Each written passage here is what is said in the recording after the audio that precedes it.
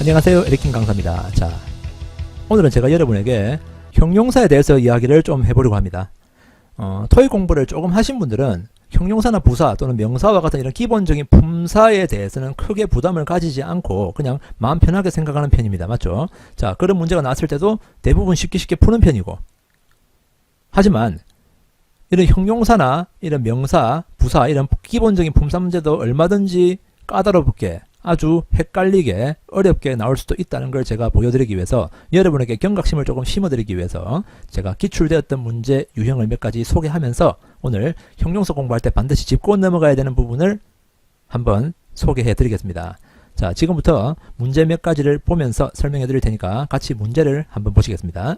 자, 여기 집중하세요.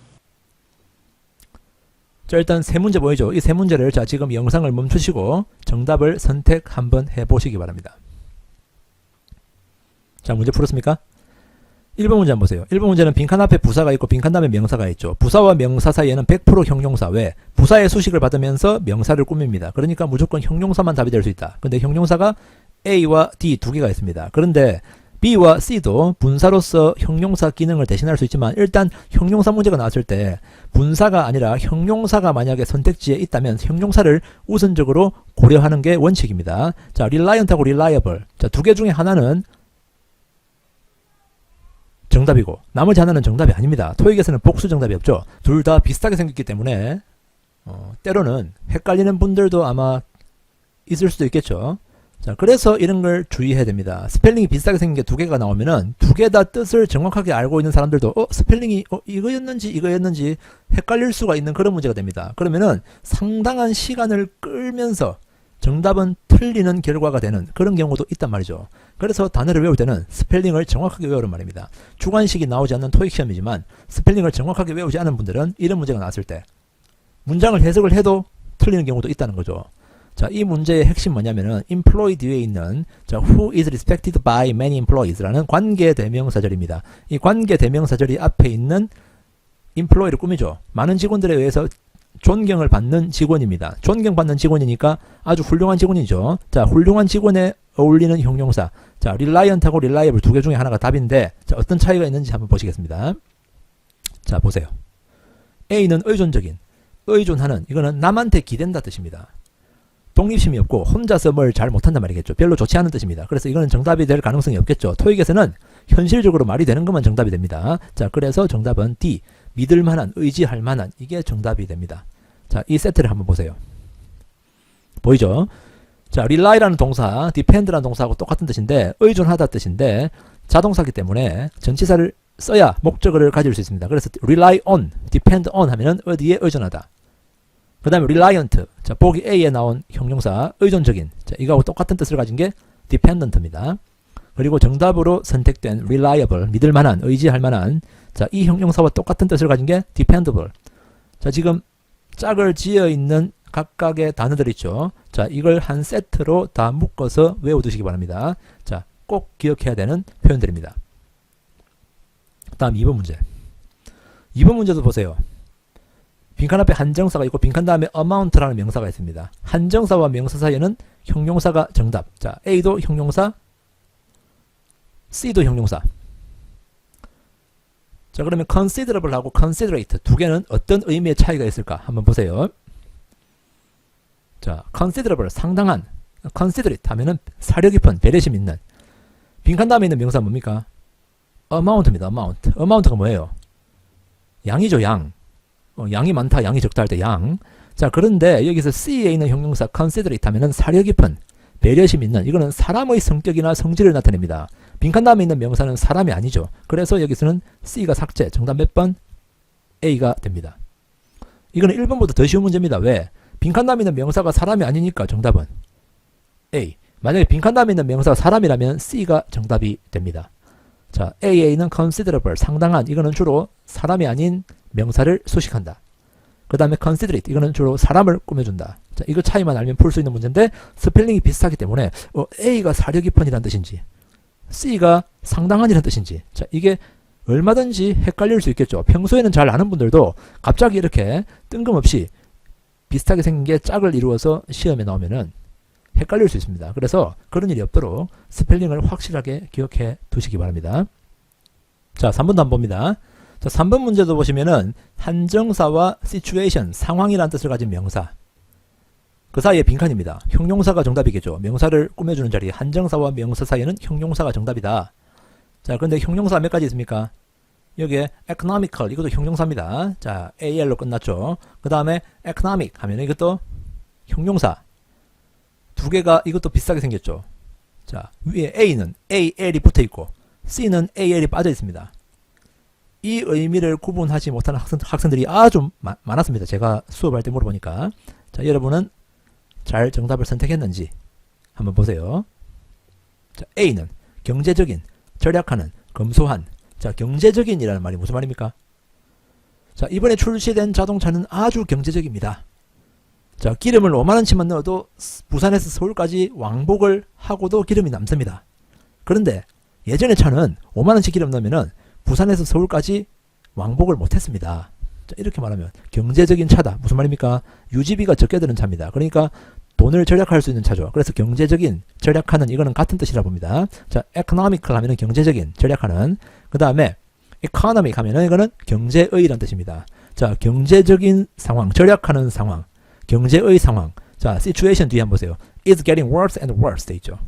경제 상황이 점점 더 악화되고 있다 해야 되지, 절약하는 상황이 점점 더 악화되고 있다. 말이 안 되죠. 자, 의심되면은 앞에 있는 내용도 한번 해석해 보세요. Due to 뭐 때문에 The government's misguided policies 돼 있죠. 정부의 잘못된 정책 때문에, 정부의 잘못된 정책 때문에 경제 상황이 점점 악화되고 있다. 자, 이렇게 해야 되겠죠. 그래서 여기서는 의미상 더 적합한 게 A라기보다는 C가 정답이 됩니다. 자, 형태가 비슷해서 틀릴 수 있는 문제, 틀리기 쉬운 문제입니다. 자, 그리고 여기서 또 한 가지 알아둘 게 뭐냐면은 getting worse and worse 있죠. 자, get 다음에 비교급 and 비교급 하면은 점점 더 어떤 상태로 변한다 뜻입니다. 자, get 다음에 형용사가 나오면은 어떤 상태로의 변화를 나타낸다고 생각하시면 됩니다. 다음 4번 문제 봅니다.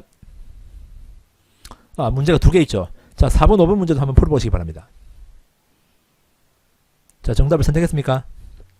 4번 문제도 조금 전에 풀었던 3번 문제와 마찬가지로 여기 한정사와 명사 사이의 빈칸입니다. 자, 그래서 형용사가 정답인데, 자, comparable, comparative, 형용사가 두 개죠. 이것도 두 개 중에 하나만 정답입니다. 토익에는 복수 정답도 없고 정답이 없는 문제도 없다. 자, 그럼 뭐가 정답일까? 정확하게 알아야 되겠죠. 빈칸 다음에 있는 methods는 방법들이라는 뜻입니다. 자, the blank methods we used, 우리가 사용한 방법들은 were evaluated, 평가를 받았다. to be more efficient, 더 효율적이라고. 자, 우리가 사용한 방법들. 자, 무슨 형용사가 어울릴까? 의미를 한번 보세요. 자, B의 comparable, 비교할 만한, 비교할 만하다는 말이 무슨 말입니까? 비슷하다는 말입니다. 차이가 너무 많이 나는 게 있어. 만약에 물건이 두 개 있는데 하나는 품질이 엄청 좋아 보이고 하나는 품질이 엄청 허접해 보여. 그러면 그 두 개는 비교할 가치가 없다고 부르죠. 그래서 비교할 만하다는 것은 막강하다 뜻입니다. 막강한 건 뭡니까? 비슷하다 말이죠. 자, 그래서 comparable 하면은 비슷한. 그 다음 comparative는 비교의, 상대적인. 자, 그러면은 방법들이라는 명사를 꾸미는데 뭐가 어울리겠습니까? 우리가 사용한 비교 방법 해야 되겠죠. 비슷한 방법들보다는 비교 방법, 이게 어울리겠죠. 그래서 정답은 C가 됩니다. 자, 문장을 해석하면은 the comparative methods we used, 우리가 사용했던 비교의 방법들은 were evaluated, 평가를 받았다. 뭐 하다고? to be more efficient, 더 효율적이라고. 뭐보다? than those of other teams 돼 있죠. 자, 여기서 those는 방법들을 대신하는 대명사입니다. 다른 팀의 방법들보다 우리가 사용한 비교 방법이 더 효율적이라고 평가를 받았다라는 의미가 됩니다. 자, 이것도 우리가 형용사의 스펠링을 정확하게 외워둬야 된다는 걸 보여주는 그런 문제입니다. 자, 그리고 형용사의 스펠링을 제대로 모르면이죠. 형용사의 의미를 오해하면은 부사까지 영향을 미치게 됩니다. 왜? 여러분 알다시피 형용사에 ly가 추가되면 부사가 됩니다. 그죠? happy, 행복한, happily 하면 행복하게, 같은 의미에서 품사만 바뀌죠. 그래서 형용사의 뜻을 잘못 알고 있으면 부사의 뜻도 잘못 알 수 있기 때문에 문제가 상당히 심각한 상태가 될 수도 있다는 걸 꼭 기억하시기 바랍니다. 자, 이번에 5번 문제 봅니다. 5번 문제는 이제 조금 다른 유형의 문제인데, 지금까지 풀었던 문제와는 조금 다른 성질의 문제인데, 자, 지금 보세요. You will see something 돼 있죠. 주어 동사 목적어 다음에 빈칸이고, 빈칸 다음에는 뭐가 있습니까? 전치사 구, 그리고 이번 주 금요일이라는 부사가 있습니다. 자, 빈칸 뒤에는 부사만 있으니까 문법적으로 필요 없는 것만 있다. 자, 그러면은 완벽한 문장 뒤에 빈칸은 부사가 정답이겠죠. 그래서 C를 선택하는 경우가 있습니다. 하지만 이 문제는 C가 정답이 아니라, 자, 정답이 뭐냐? 형용사가 정답입니다. B와 D 중에 정답인데, 자, B는 흥미로운, 재미있는, 이거는 사물을 꾸미는 형용사. 그 다음 D는 흥미를 가진, 재미를 느끼는, 감정을 느끼는 의미이기 때문에 사람을 꾸미는 형용사. 앞에 있는 something을 꾸며주는 것은 사람이 아니기 때문에 B가 정답이 됩니다. 자, 그러면 왜 완벽한 문장 뒤에 빈칸인데 왜 형용사가 들어갈까? 자, something, anything, somebody, nobody, nothing 이런 거 있죠. some, any, no가 앞에 붙어 있는 명사는 형용사가 반드시 뒤에서 꾸며줍니다. 앞에서 꾸밀 수가 없습니다. 자, 일반적인 문법책에 보면 그렇게 나와 있죠. 자, 그래서 something, anything, somebody, anybody, nobody, nothing 이런 게 나왔을 때는 빈칸이 만약에 바로 뒤에 붙어 있다면 형용사가 정답이 될 가능성이 아주 높다는 걸 기억하시기 바랍니다. 자, 그러면은 왜 이런 것들은 형용사가 앞에서 꾸미지 못하고 뒤에서 꾸밀까? 자, 외우라고 교육을 받은 사람들이 대부분이죠. 이유가 있습니다. 자, 왜 그러냐면은 thing 앞에 있는 some 있죠. some이나 any 이런 게 전부 다 한정사입니다. 자, 한정사에 대한 개념을 모르는 분들이 많은데 잘 보세요. 자, 한정사는 네 가지가 있습니다. 첫 번째 관사, 그리고 소유격 대명사, 그리고 지시 형용사. 자, this나 that, these와 those 이거는 지시 대명사를 부르죠. 하지만 명사 앞에 쓸 때는 지시 형용사를 부릅니다. 자, 이것도 한정사에 포함된다. 그 다음에 수나 양을 나타내는 형용사, 많은, 적은, 뭐 이런 거 있죠. many, much, some, any, a few, a little. 자, 이런 형용사를 수량 형용사로 부릅니다. 이런 것들도 전부 다 한정사에 포함된다. 자, 그런데 한정사의 특징을 우리가 정확하게 알고 있으면은 이걸 지금 외울 필요가 없고 바로 이해를 하면 됩니다. 한정사 특징을 한번 봅니다. 자, 첫 번째, 하나의 명사 앞에는 반드시 하나의 한정사만 쓸 수 있다. 예를 들어서 This is my car. 이것은 나의 차다. 자, This is a my car. 이것은 나의 차다. 자, This is a my car 하면 안 됩니다. 왜? 관사도 한정사고 my도 한정사이기 때문에 한정사를 두 개 쓸 수 없다. 하나의 명사 앞에는 한정사를 하나만 쓸 수 있다. 자, 그게 한정사의 특징입니다. 자, 그리고 두 번째 보세요. 한정사는 다른 수식어, 즉 형용사나 부사보다 반드시 앞에 위치한다. 자, 예를 들어서 만약에 This is a very beautiful picture. 무슨 말입니까? This is a very beautiful picture. 이것은 매우 아름다운 그림이다. 매우 아름다운 그림. 자, 매우 아름다운 그림이죠. 자, 명사를 꾸미는 형용사가 앞에 있고 형용사를 수식하는 부사가 앞에 있습니다.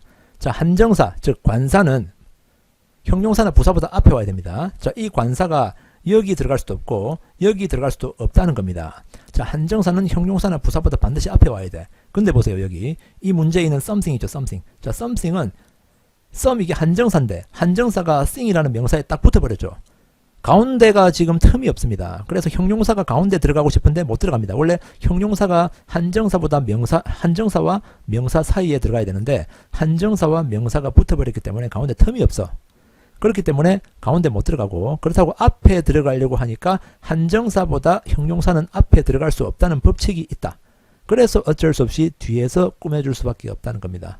자, 이걸 꼭 기억하시기 바랍니다. 자, 이런 문제 나왔을 때 문법 문제라고 생각하시고, 자, 기본적으로 일반적으로 보통 보면은 완벽한 문장, 문법적으로 완전한 문장 뒤에 빈칸일 때는 부사가 답입니다. 자, 그렇게 생각하고 특히 파트 5는 빨리 풀어야 되겠다는 그런 생각 때문에 바로 정답을 부사를 찍고 넘어가기 쉬운 그런 문제가 될 수 있으니까 주의하시기 바랍니다. 자, 오늘 형용사 여러분이 꼭 짚고 넘어가야 되는 부분 몇 가지를 한번 소개해 봤습니다. 자, 혹시 제 설명을 듣고 자, 더 궁금한 게 있으신 분들은 제 홈페이지에 질문 답변 게시판에 질문을 남겨주시면은 제가 정확하게 좀 더 구체적인 답변을 남겨드리도록 하겠습니다. 자, 오늘은 여기서 마치겠습니다. 수고하셨습니다.